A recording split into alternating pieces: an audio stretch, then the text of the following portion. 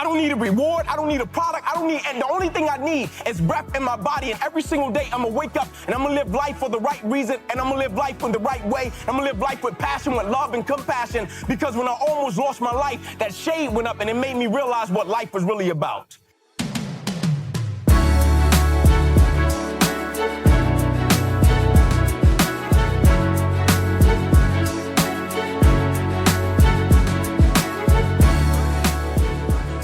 Yo, what's up, y'all? Welcome back to Black Excellence Daily. I'm your host, Sean Croxton. Thank you for tuning in today. We've got Inky Johnson on the show today. If you don't know who Inky Johnson is, he was a star cornerback at the University of Texas. He was destined to go in the NFL draft, but he made a tackle in a game and ended up paralyzing his right arm and hand. And that didn't stop him from doing something with his life, from having a purpose and from having a mission. He's going to talk about that today.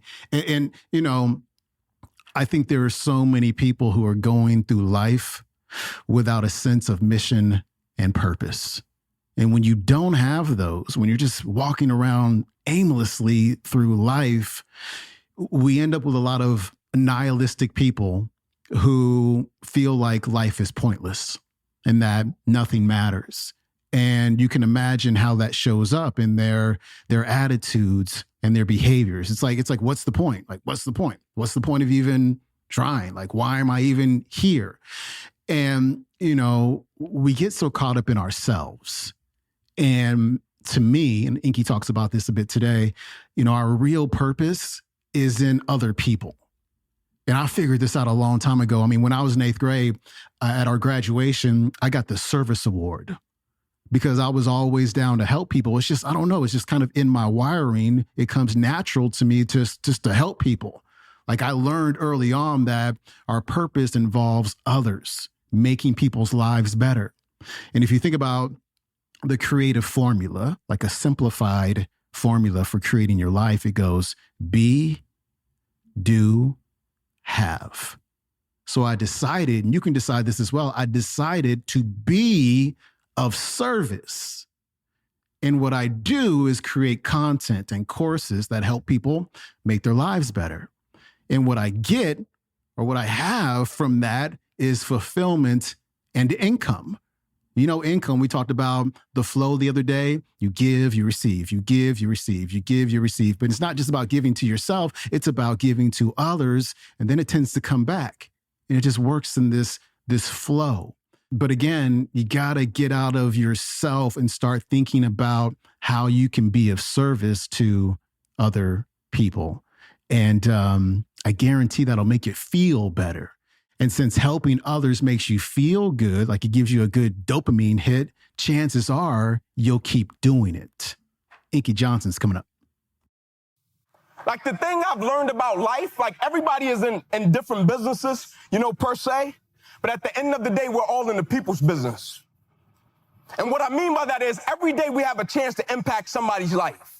Right? And I firmly believe with the things we're part of and the things we do, we all have to have a purpose that's a lot greater than ourselves. So when we hit things that we don't understand and that brings us a certain level of discomfort and that hurts us and we just can't pull the grips on it, when we have to encounter things like that, we have to step back and we have to figure out, how can I use it? And a lot of times as people, like naturally people are selfish, right? And what I mean by that is they approach situations and they say, what can I extract from this situation and how can it benefit me? But the moment an individual shifts their perspective and shift their mentality and shift their attitude from me to we, that is the moment an individual becomes literally dangerous.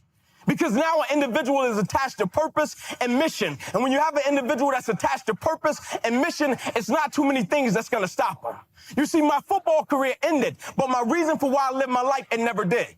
I just had a paralyzed right arm and hand. My mentality wasn't paralyzed. My spirit wasn't paralyzed. My drive wasn't paralyzed. My dedication wasn't, my commitment wasn't, I was the same man. I just had an extra boost of energy for why I lived my life. I wear this as a badge of honor. Every single day, the adversity, the opposition that life sent to break me, I wear it as a badge of honor because I understand every day of my life, I represent something. It's just like every individual in this room, every company, every brand. When people see you, they think something. We've all seen those people, we see them coming, we're like, oh, here come this crybaby. Know they're whining about something. And then we've all seen those people where we say, man, where you been, brother? I've been needing to see you, man. How can we be those type of people in our companies and our families and the things that we're connected to? How can we be those people that's a breath of fresh air, man? How can we be those people that live life with passion and compassion? How can we be those people when we ask people questions, we don't just listen with the intent to reply, but we actually listen with the intent to understand? How can we be those people that understand everybody that comes across our path, they come across our path for a reason. And so when we approach them, we listen, and we share a little bit of love, and we want to leave them a little bit different. Like, I'll never forget, I talked to the guy that I encountered the hit with that left my arm like this, and that changed my life. I'll never forget I talked to him. He called me, and he played for the University of Air Force, obviously, and he just so happened to be from Atlanta. And he calls me, and I pick up the phone. It was about a year and a half after my incident happened. I pick up the phone, this guy is crying his eyes out. And he says to me as he's crying, I'm sorry. I'm sorry. I'm sorry. He said, I didn't have a shot at the NFL. He said, you did. He said, I feel as if I messed your life up. And I said to him, thank you. He stopped crying. He said, what do you mean? Thank you. I said, I'm saying thank you because if this incident didn't happen, who's to say that I would be the man that I now am? Who's to say that I would be the father that I now? Who's to say that I would have the perspective that I have? Not that my perspective was bad before. Adversity, it's all about perspective. It's never about what we go through. It's how we view what we go through.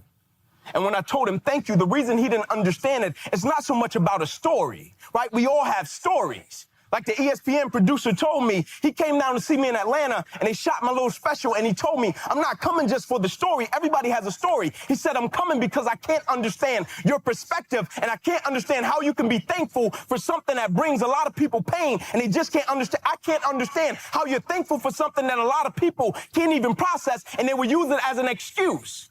And I said, you probably can't understand it because you don't live life the way that I live it. Every single day I wake up, the only thing I need is a breath of fresh air. That's it.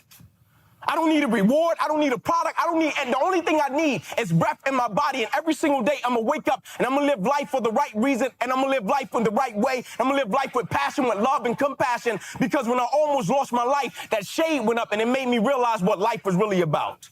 And at the end of the day, I think we all know it's not about anything superficial or materialistic. We've all experienced that. We've all got that new car, and then 3 days later, it's just a new car. And then we've all done something for a family at Christmas. And why did it feel better when we did something for a family at Christmas than when we did something for ourselves? Because life is attached to growth. And life is attached to service. And what that service is serving something that serves a lot greater purpose than just ourselves. And I'm reminded of a story about two gentlemen, very wealthy, ran companies, very wealthy. They ended up getting terminally ill. They put them in this facility. The guys were in this facility, would come out every single day in the common area. They would have fun. They would do their thing, and they would put them in a room. They would eat. They would drink. And so one of the guys, he asked the nurse, he said, hey, nurse, can you put me in a room with that guy? I really like him, man. We're having a great time. We're hitting it off. She said, sure. She put him in the same room. So she would bring him something, water, something to drink, some food. Every single day they would eat, they would drink. And so one of the guys, he had a bed, and it was by the window. And so every single day, his buddy on the opposite side would say, man, can you tell me what you see out that window when you get the strength to lift yourself up? And he said, yeah, cool. So every single day they would eat, they would drink, and he would lift himself up, and he would look out of the window, and he would say, man, I see a beautiful skyline. Say, man, I see beautiful flowers, beautiful kids running, playing, beautiful couples walking, holding hands. And this guy on the opposite side would say, man, thank you so much. That really helped me. You know, we're about to die. Really helped me. One day, nurse came in the room. Guy with the bed by the window had died. She started prepping him. She's taking him out of the room. And as she's rolling him out, the guy on the opposite side said, hey, nurse. She said, what is it? He said, can you do me a favor? I said, yeah, what is it? He said, whenever you put that guy wherever you got to put him, can you come back and can you please roll my bed by the window? I want the opportunity to lift up, look out of that window and see what he should tell me about that really helped me in my situation. She said, sure. Next day she came in, brought him some water, brought him some food. He ate, he drank his water. He lifted himself up. He looked out of the window and the only thing he saw was a brick wall. He started yelling, screaming, "Nurse, nurse, get in here." Nurse came running. She said, "What is it?" He said, "Why is there a brick wall there?" He said, "You know, my buddy used to tell me about this beautiful skyline, beautiful flowers, beautiful couples walking, holding hands, beautiful kids playing." He said, "Can we please get that wall removed?" He wanted the whole wall removed. The nurse responded and she said, "You didn't know?" He said, "No what?" She said, "You really didn't know?" He said, "No what?" She said, "He was blind." She said, "He couldn't have seen that even if he wanted to." She said, "You didn't know." Every day he did that because he knew it brought you joy.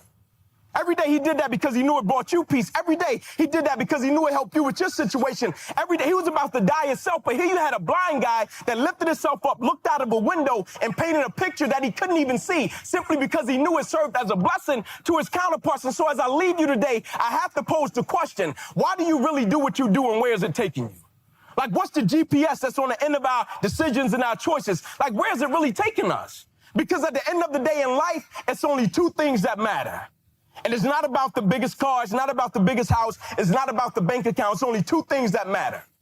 It's about who we become in life, and it's about what we give back to life. And I don't know about you, but every single day I'm blessed to be above ground. I'm gonna make my time count, and I'm gonna give something valuable back to life. Please don't be the people in this world that become a public success, but they're private failures.